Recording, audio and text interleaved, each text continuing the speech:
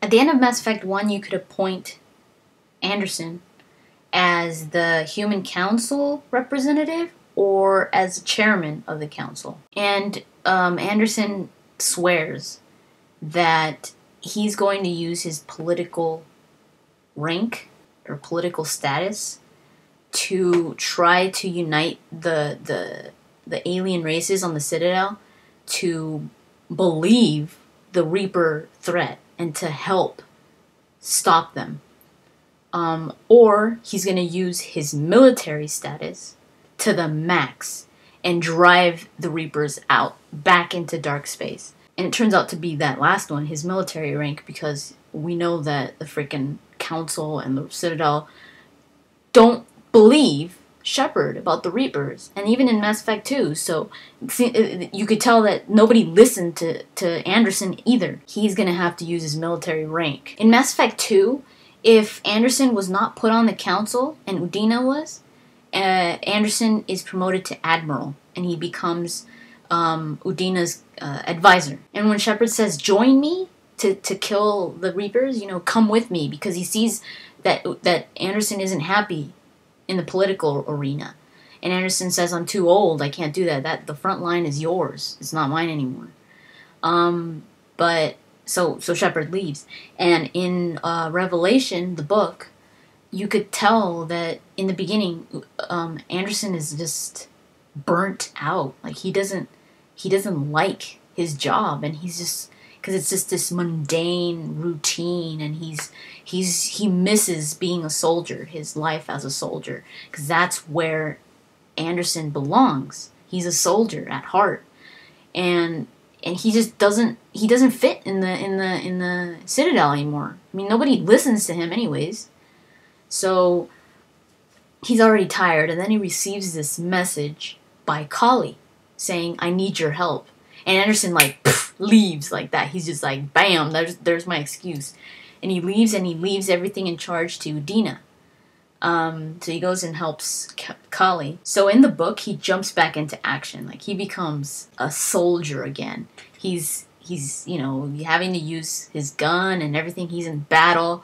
You really get to see Anderson in his zone, and it's awesome in that book. Revelation has a lot to do with the Reapers and the Reaper technology that they implant on this character called Paul Grayson. And he becomes like this Reaper agent that is like a husk, but at the same time not that like drone-ish, a little more civilized. At the end of Revelation, they end up killing Paul Grayson, and Anderson is like, I'm gonna do everything I can to study Paul Grayson, to find out everything about the Reapers. Maybe we could find a way to end the Reapers.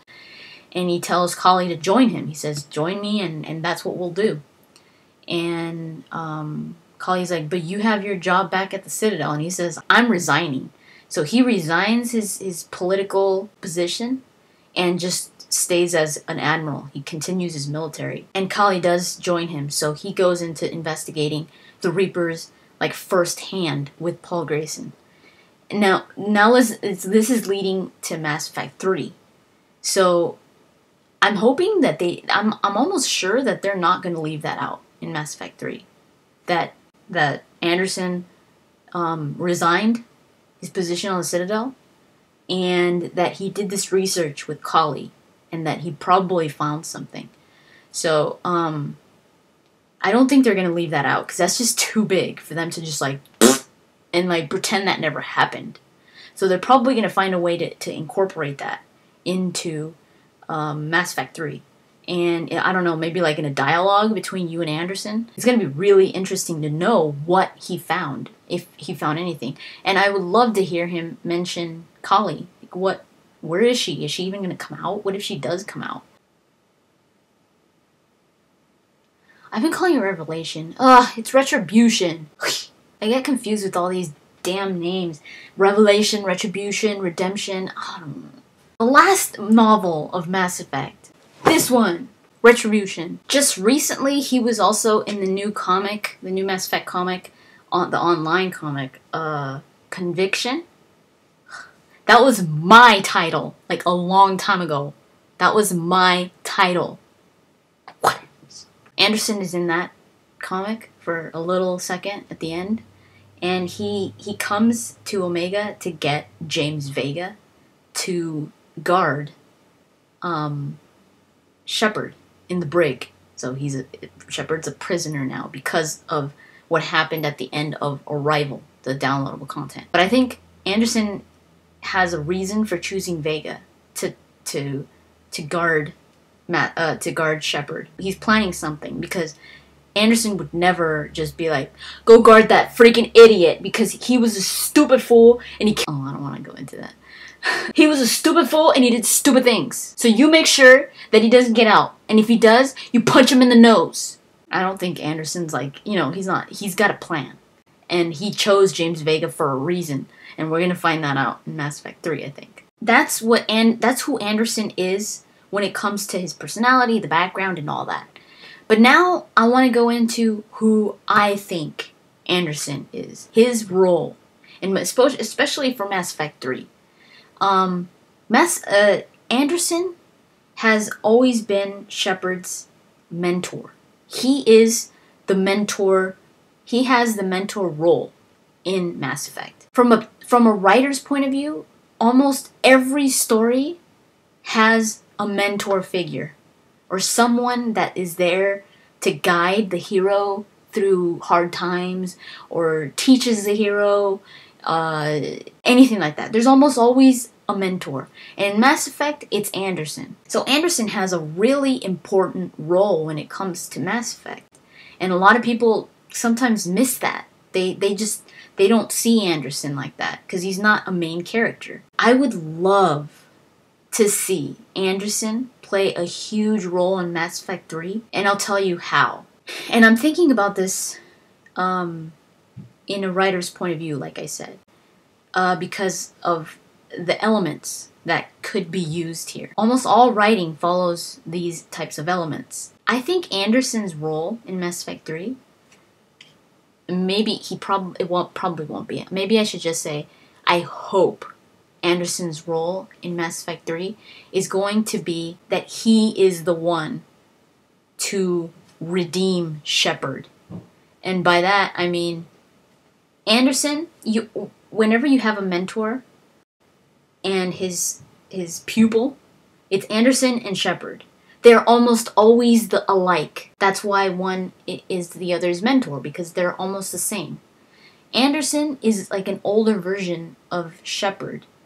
Shepard's a little more gutsy than Anderson, but I think it's because Anderson's older already.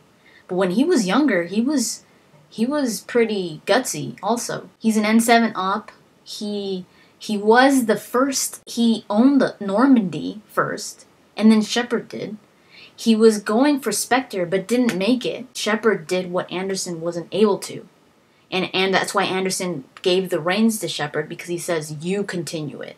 You continue what I was doing. In Mass Effect 3, I don't know why, I have this picture in my head.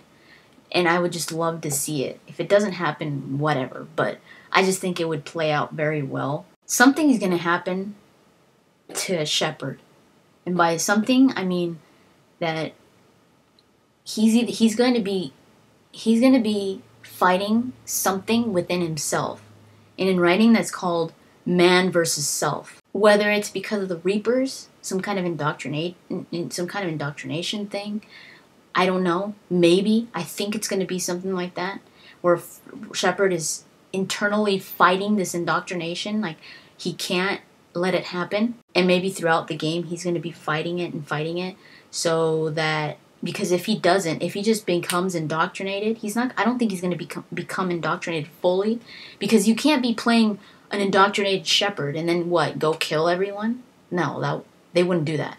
So you're going to be playing a Shepard that is trying to find himself, trying to defeat this thing inside him. And I think Anderson could play that role of trying to help Shepard get through this.